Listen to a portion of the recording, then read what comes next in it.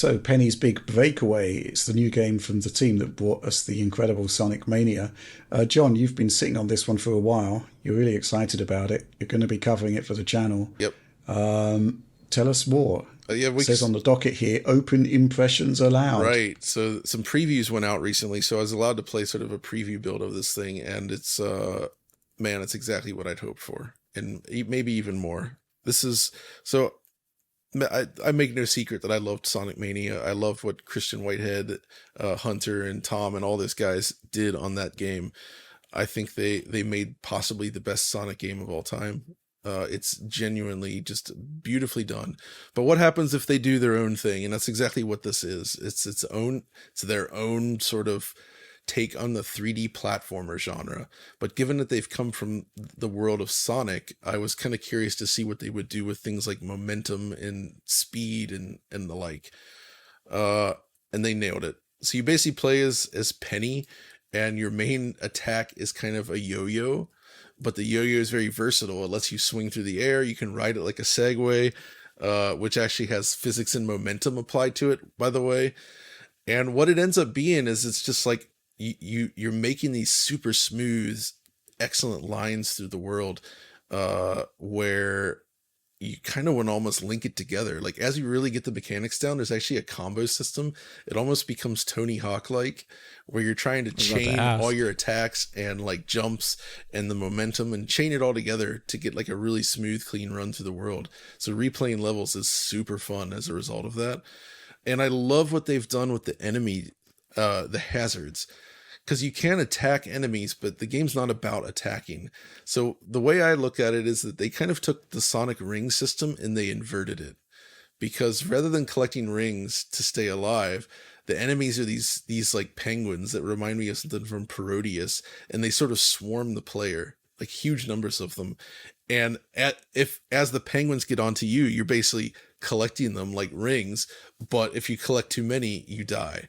So the idea is that you're trying to avoid them. You don't want to encounter them. You can attack them if you need to get them away, but you're basically, it's like they're like the anti-ring. You don't want to collect them, even though they're copious. There's a copious amount of them in spots of the levels. And I thought that was a really cool way to introduce combat, but also keep the focus on moving and momentum through the stage. Away from them. So you're not just like getting to an arena, stopping, and then attacking a bunch, and then continuing. You're looking for ways to get past these enemies and dealing with them gracefully while keeping your flow going through the level. Mm-hmm. And so yeah, and then on top of that, I think it's a beautiful game. The stages are long. It's their own technology built from the ground up, like completely original. There's no Unity, no Unreal stuff here. Not that there's anything wrong with those necessarily, though they have their issues, of course. But I was just shocked by how super polished and just perfect this felt. Like it just runs. There's not a single stutter, hiccup, anything. It loads super fast. The levels are gigantic. The visuals are beautifully designed.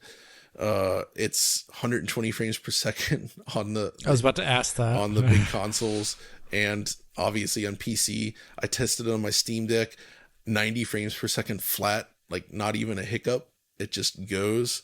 It's like, wow, this is super, super polished and smooth feeling, which I actually think this is a really interesting case of a small indie team building everything. They built the tools, they built the engine. There's just so much going on here that seems unassuming when you first see it, but then it's like, wait, this is like, they basically built this in the way that an old school game might have been built, rather than taking the more modern approach, as they had to solve all their own problems to make this happen. And I think that's super cool. And that's really cool. Which is why I really wanted to do a bigger video on it, because there's a lot of stuff going on in there. And then of course on top of that, music, fantastic. A lot of T-Lopes in there, but also you've got Christian himself did some music. Also Sean, who worked on various other games that I met at TGS, did some great tracks in there as well. The soundtrack is awesome. I mean, it was great in Mania, and it's arguably even better here. There's so much variety and like crazy stuff going on in the music. So, I mean, this is just what I love in a platform game. I think it's a really, really good platform game. And this is the closest, I would say the best compliment I can give it is this has the polish, precision that you expect from a Nintendo game. That's great. But it's an original, bizarre new theme. And there's just not many games made at this level, I think, in terms of like that sort of thing where the mechanics are so perfectly designed. It's so precise and so well done on that front. And I can't stress that enough. All formats, right? Even Switch. Yep, Switch gets it as well. Okay. So it's coming to everything.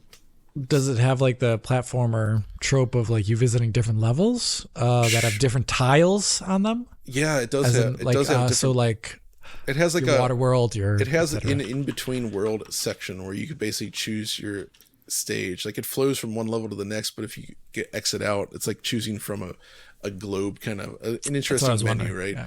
So you can kind of pick your levels there. There's some boss battles as well along the way, which were pretty fun. Yeah, but the worlds themselves there's a lot of interesting, like unexpected twists in each world that kind of keep it fresh. So I could not stop playing it when I first did it. It doesn't seem to be a release date for it yet, which is interesting. I guess the marketing's ramping up. I am also surprised by that. I don't think there is a release date yet. Hopefully soon. I think it's fair. I would hope it's fairly soon, but we'll find out.